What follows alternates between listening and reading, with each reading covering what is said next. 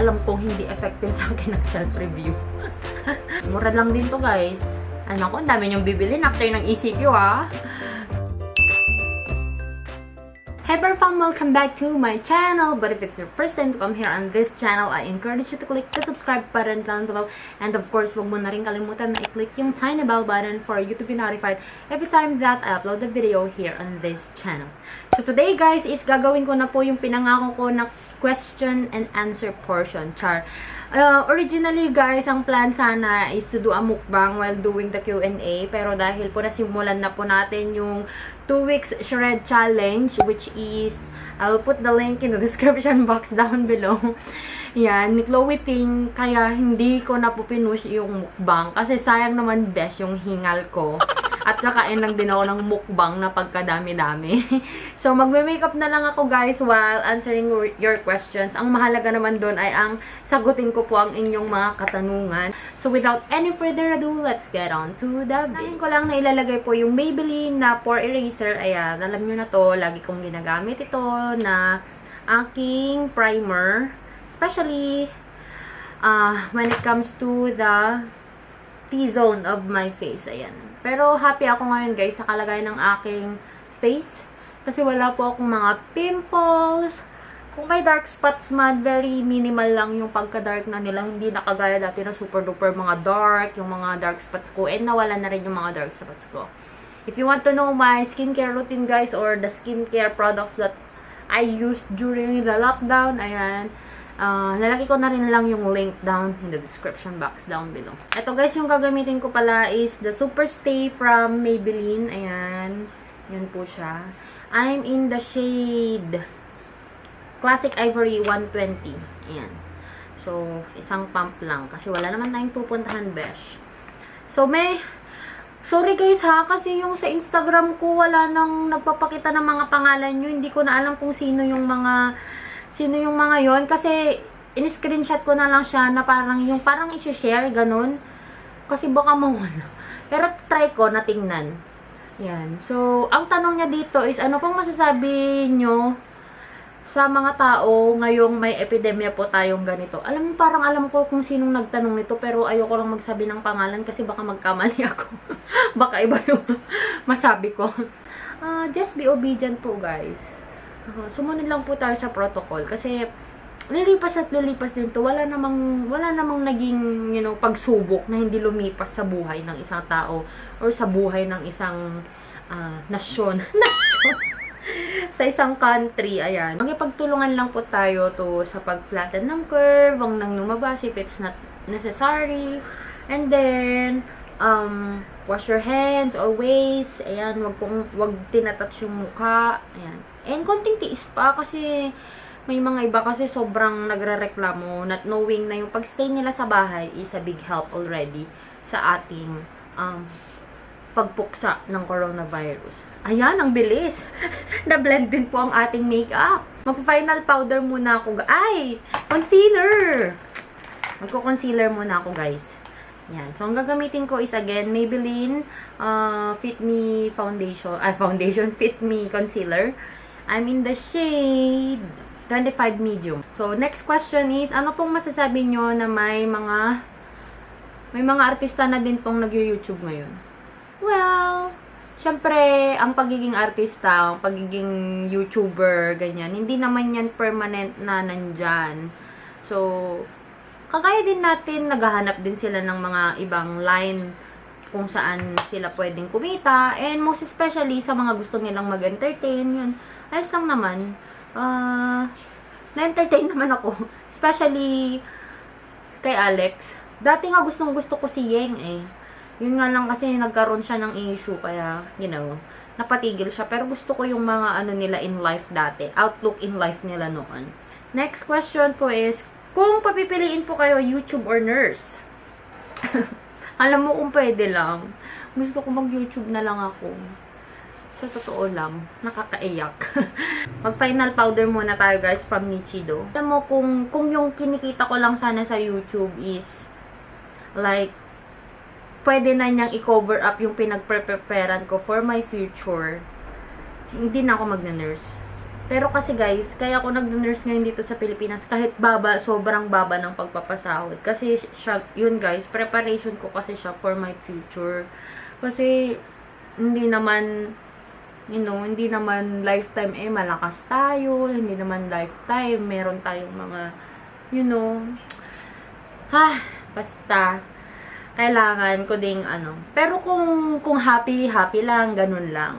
Ay nako, YouTube lang ako guys kasi at least yung mga basher kaya kong i-handle. Yung mga patient, lalo na dito sa Pilipinas kasi yung mga may alam, konting may alam, yung mga nurses na nakapasa lang or hindi nakapasa, na hindi naman nag-work, sila yung mga marereklamo.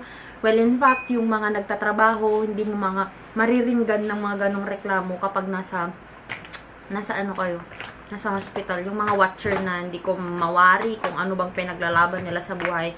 Yun yung mga, kung minsan hindi ko sila kayang tiisin kasi, especially kapag yung mga, syempre head nurse ako kapag yung mga staff nurse ko, yung mga, yung mga inaano nila, nasasaktan ako. Kasi yung iba hindi marunong lumaban or hindi sila marunong, mag-listen out kung ano bang tama. Parang oo, ganun na lang. Naawa lang ako sa mga ganun. Next guys is mag-ano na ako. So ang sagot ko doon, YouTube besh. Magkikilay ako. I'm going to use this Prestige na eyebrow kit. Ayan. May dalawa siya. So I'm gonna use the darker shade. May tanong pa dito guys, habang nagkikilay ako, baka kaya ko siyang sagutin. Gaano po kasaya maging nurse dito sa Pilipinas? Yun, di ba parang baka naman isipin nyo, masyado kong baka nagko-complain ako sa pagiging nurse ko dito sa Philippines. In the lighter note, masaya dito guys kasi, especially in my workplace, mas hayahay sa workplace namin compared to other hospitals.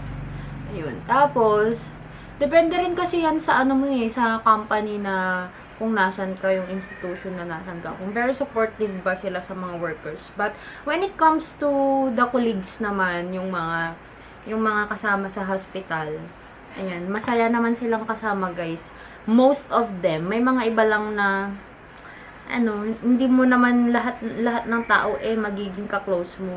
Meron lang yung iba, especially in my part, hindi mo kayang i-please lahat kasi, syempre, kung may mapagsabihan ka, yan, hindi mo rin naman maiwasan. Pero all in all naman, masaya naman, happy. May mga pasyente din naman guys na mababait. Madami actually, mababait. At yung mga family members nila is mababait din. Yung mga tipong very caring din naman sila sa welfare ng mga nurses. At saka yung mga tipong sobrang nagpapasalamat sila kapag may nagawa kang, tulong sa kanila, ganun. Yun yung mga nagpapasaya lang sa duty, tsaka yung mga makikita mong ma-appreciate nila kung ano yung work mo as a nurse. Yun, yung mga nagpapasaya. Next question. Bakit puro about nurse? Yung isang tao lang bang nagtanong nito? Hindi ko na kasi alam kung sino yung mga nagtanong dito, guys. Screenshots ko na lang kasi. Sorry. Ayan.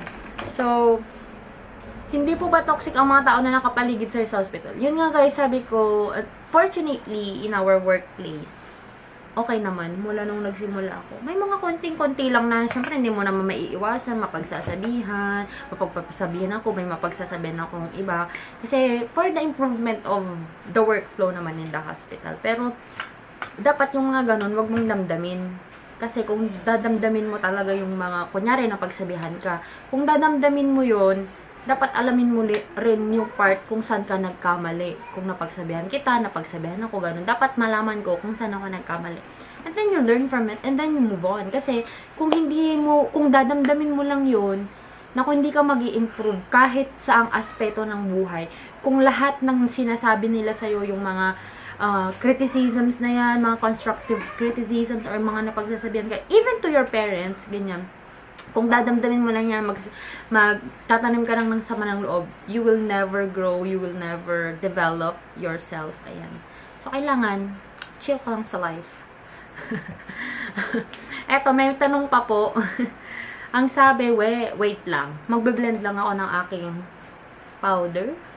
Sa mga nagtatanong pala guys, kung saan ko to nabili, this is from Miniso. Nichido na contour shape.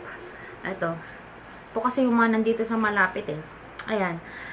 Yung tanong is, ano ang una mong gagawin or pupuntahan after malift ang lockdown? Sa totoo lang guys, we nurses or sa mga frontliners siguro na nasa hospital, especially those who are in the COVID ward, ganun, yung mga nakikita kung ano talagang sitwasyon.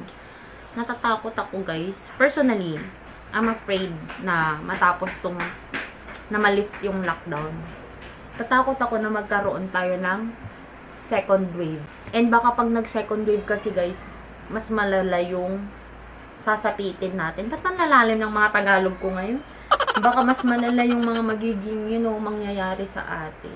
Pero kung ang sitwasyon guys is walang risk, yung every time lang na pwede ka nang lumabas, gusto kong pumunta ng Ilocos guys kasi, gusto kong magpahinga. Parang na-stress ako dito. Ang daming work dito sa bahay. Ang daming maglilinis araw-araw, pakain ng aso, workout, ganun. At least kasi pag nasa Ilocos ako, higa lang, e-edit, pwede naman mag-workout pa din. Pero, wala na akong mga extra pa na gagawin. Tas chika-chika lang, ganun. Tapos na ako sa pagkukontour, magba-blush lang po ako. Gagamitin ko ang, yung MAC na hitpan ko na siya actually. Gusto ko kasi ito yung Dolly Mix ang shade niya. Yung napaka-effortless lang. Kunti lang na blush, ganun. Hindi, pang everyday lang ba, kumbaga. Mag-highlights muna ako guys, ang gagamitin kong highlighter. So, gamitin na lang natin itong Low Rock. Favorite ko to Spotlight. Kunti lang, dito lang. Yan. Ano po yung skin routine nyo? Routine. Sa akin guys, natapos ko na po yung Brilliant Skin. So, iba na yung skincare routine ko. Pero, probably, baka pag napanood nyo to, may iba na naman akong skincare routine. Kasi, may i-review na naman ako ng ibang product. But anyway, I will leave the link in the description box down below kung ano yung mga very affordable na naging skincare ko during the lockdown. Para, baka makalabas kayo, makabili kayo. Ayan. Yung EB Pro na Beauty Brick, ayan. Mura lang din to guys. Parang, more than 200 yata. Diba nasanay na ako na less than 200 yung mga product na ginagamit ko. Ayan. So, kuha lang ako nung lighter color na brown. Ito. Kasi gusto ko yung parang pa-brown laman ngayon. Na pag-gold. I-warm ko lang yung aking mata. Di na ako naglagay guys ng ng concealer to use sa primer kasi dito lang naman ako sa bahay. Pero kung may pupuntahan kayo, why not use the concealer kung wala kayong primer. Ito na lang yung Naked palette na lang yung gamitin natin. Gagamit tayo ng Nooner. Ayan, yung parang ganyan siya. Darker brown. Pero matte pa din siya. Para lang i-warm. Ayun, konting swipe lang talaga kapag si-naked Next question is, how long did it take you to prepare for NCLEX?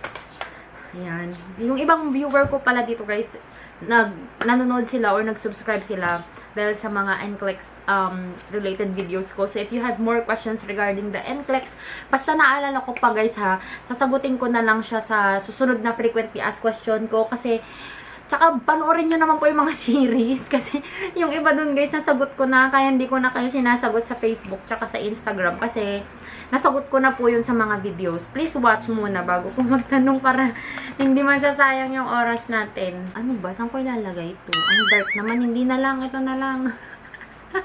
Babaeng babae. Iba-iba ng isip. Ito guys, yung pinkish na lang na yan. Actually, parang nasagot ko na rin ata to sa frequently asked question. Pero kung ang tanong lang dyan is, how long did you study for the NCLEX? I only had a comprehensive review for a month. Ako guys, nag-review center ako kasi alam kong hindi effective sa akin ang self-review. Sa mga kayang-kaya ang self-review, nako, hands down sa inyo, napakagaling nyo. Ako kasi hindi ko kaya. Alam ko kasi guys na tutulugan ko lang din. Pero kung yung review ko is 1 month na comprehensive review, after ng 1 month, kasi December yun na natapos, yung 1 month. Ang exam ko pa January. Back to work na ako, ganun. Tapos, wala na, hindi na ako nag-review. Tapos, humingi na lang ako ng parang mga 3 or 4 days off ko, including na yun ng aking exam day. Nagbasa-basa lang ako konti para sa mga if ever man na makakalimutan ko, like yung mga formula ng mga Dobyo, Dopa, mga ganon. Pero kung yung application naman ang tanong nito, na nagtanong is, nag-start ako mag-pass ng requirements ko ng March, April, May, June, July. Tapos natapos ako, nakapag-exam ako ng January. May ATT na ako ng October. Guys, ang nagpatagal lang talaga sa application ko. Kaya kung mabilis kayo kumilos within 6 months, tapos nyo na yan.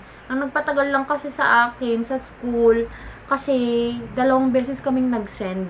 Hindi ko alam anong ginawa ng school. Bakit hindi na-receive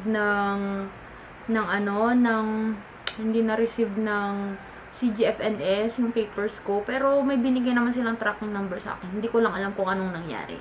Kaya 2 beses na nagpadala kami ng documents. Nakakuha din ng time namin is yung sa fingerprint card. Nag-antay kami ng pagkatagal-tagal para sa fingerprint card, and yet pwede naman para sa NBI.